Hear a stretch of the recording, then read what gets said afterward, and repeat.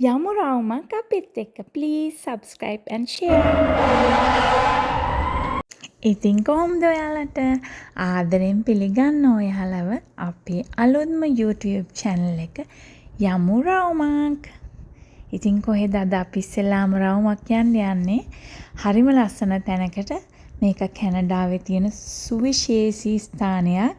Toronto වල තියෙන CN Tower එක බලන්නයි අපි යන්නේ. ඉතින් මේ CN Tower එක හදලා තියෙන්නේ 1973. ඒ වගේම 1975 ඉඳලා 2007 වෙනකන් ලෝකේ තියෙන ලොකුම ගොඩනැගිල්ල විදියට මේ ගොඩනැගිල්ල තමයි රෙකෝඩ් එකක් තියලා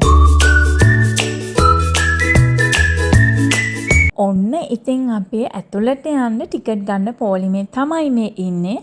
අපි ඇත්තටම ගත්තේ full package එක. මේක බලන කැනඩාවේ කවුරු හරි ඉන්නවා නම් මම එයාලටත් කියන්නේ full package එක ගන්න. ඒ package එකට ටුවරිසම් කියන්නේ සාමාන්‍යයෙන් විශේෂිතම ස්ථාන 5ක් ඇතුළත් වෙනවා අපිට බලන්න යන්න 6ක් ඇත්තටම හරිම ෂෝක් වෙනම ටිකට් ගන්න ගියොත් ඩොලර් 500කට වැඩි යනවා ඒ තැන්වලට යන්න අපිට ඒ වුණාට මේ පැකේජ් එකට ගියේ ඩොලර් 380යි අපි දෙන්නටම ඒ හැම දෙයක්ම ඇත්තටම බලන්න වටින දේවල් ඉතින් ඇති කතාව. අපි බලමු ගිහිල්ලා ටවර් එක ඇතුළට මොනවද තියෙන්නේ සහ මං ඔයාලට යන්න ඉස්සෙල්ලා කියන්නම් මේක කොහොමද මේ තරම් සුවිශේෂී ස්ථානයක් උනේ කියලා. මේක ඇතුලේ රෙස්ටුරන්ට් තියෙනවලු. ඉතින් ඒ රෙස්ටුරන්ට් එකක් ඒකේ උඩම තට්ටුවේ තමයි තියෙන්නේ. ඉතින් ඒකේ තියෙනවලු ලෝකේ ලොකුම උසම වයින් බඳුන. ඒ වගේම ටිකක් බය හිතෙන කතාවක් තියෙනවා. රෙස්ටුරන්ට් තියෙන ඒ කියන්නේ උඩම කොටස රෙස්ටුරන්ට් තියෙන එක සෑම මිනිත්තු 72කට වරක්ම සම්පූර්ණයෙන්ම භ්‍රමණීය වෙනවලු. ඒ කියන්නේ ඒක අමුතුම අත්දැකීමක්. මම දන්නේ ඒක විඳින්න අපිට පුළුවන් වෙයිද කියලා. බලමු ඉතින් ගිහිල්ලා.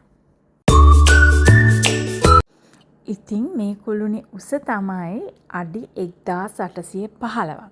ඒ වගේම අවුරුදු 30කට වැඩි කාලයක්ම මේ CN Tower එක තමයි ලෝකේ තියෙන ලොකුම කුළුණ කියලා නම් කරලා තියෙන්නේ.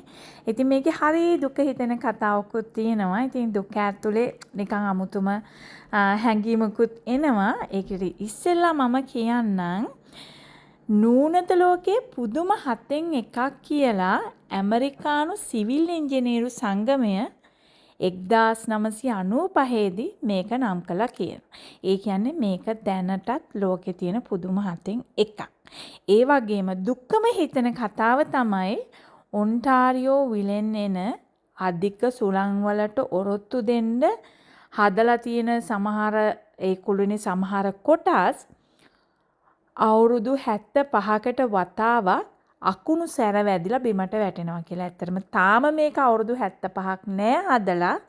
ඉතින් බලමු ජීවත් වෙලා හිටියොත් ඒක එහෙම වෙනවද කියලා. ඉතින් මම නම් කියනවා ඒක එහෙම වෙන්න එපා කියලා. අපි බලමු දැන් ඉතින් අපි ඇතුළට ඇවිල්ලා ඉන්නේ.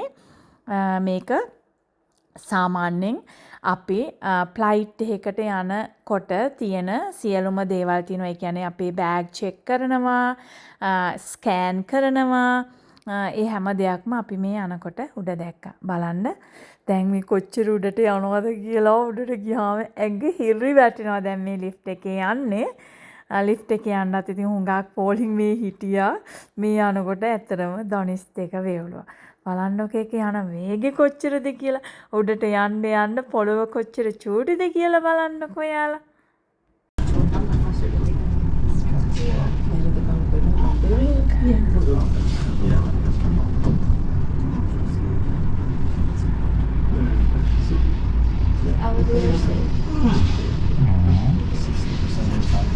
හරියටම පැහැදිලිව කියනවා අපි මේ ඉන්නේ තැන හරියටම පැහැදිලිව කියනකොට අපේ කට්ටිය ටොරන්ටෝ වල ටොරන්ටෝ ටවර් කියන ලෝක ප්‍රසිද්ධ එකේ අඩි 1150ක් අඩි 1150ක් උඩ අඩි වලින් මීටර වලින් ඒක 3ෙන් බෙදුවාම 300 330ක් විතර.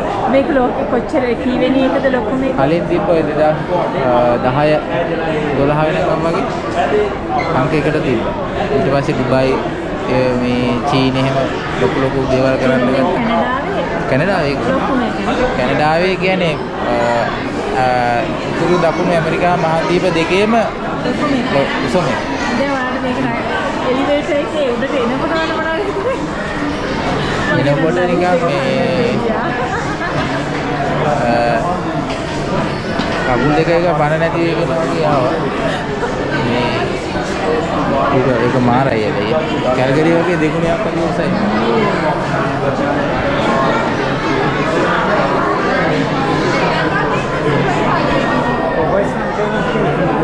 ඉතින් ඔයාලට කියන්න ඕනි ඉස්සෙල්ලාම අපි දැන් මේ කුළුනේ උඩම ඉන්නේ. හැබැයි මුදුනේම නෙමෙයි. ඒ කියන්නේ රෙස්ටොරන්ට් තියෙන්නේ මුදුනේම. එතෙන්ට ගියේ නෑ. මෙතෙන්ට ආවෙත් හරි අමාරුවෙන්. හොරි බය හිතෙනවා මෙතෙන්ට නැග්ගාම කකුල් දෙක වේවුලනවා. ඉතින් බලන්න පුළුවන් ඔයාලට කොච්චර උසකද අපි ඉන්නේ. ඒ වගේම ටිකක් අපැහැදිලි කාලගුණයක් තිබ්බේ අපි ගිය දවසේ වැස්සා. ඒ වැස්සට මීදුම වගේ බැඳිලා තියෙන. ඉතින් ලොකු පැහැදිලිකමක් නැහැ. ඉතින් මම උත්සාහ කරා ඔයගලන්ට පැහැදිලිව වීඩියෝ එක ගේන්න. බලන්නකෝ කොච්චර පල්ලෙහාද පොළව තියෙන්නේ, අපි කොච්චර උඩද ඉන්නේ. තවත් මේකේ උඩට යන්න ඕනේ. එතන තමයි රෙස්ටොරන්ට් තියෙන්නේ. අපි ඇත්තටම ගියේ නෑ එතෙන්ට. දවසක යනවා ඉතින්. හිත හදාගෙන බය ඇරිච්ච දවසක. අපි මේ පාර නම් ගියේ නෑ. මෙතෙන්ටත් ගිහිල්ලා හිටිය හරි අමාරුවෙන් තමයි.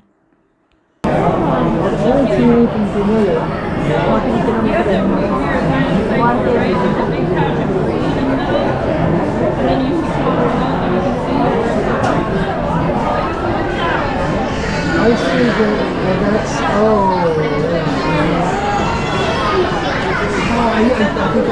Please don't pay us out.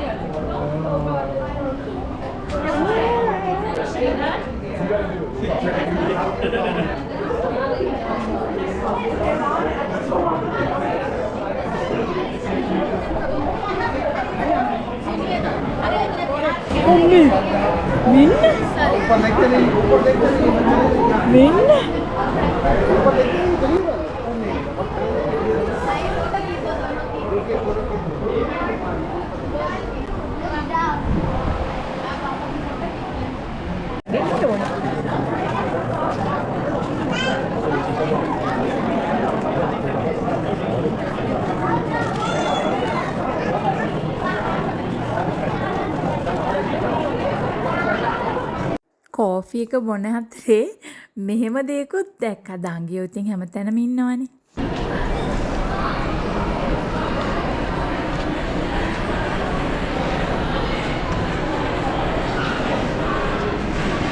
එක්කමාත් බලන්නකො ගාන බොරුව. මට තියෙන දවසක වරන්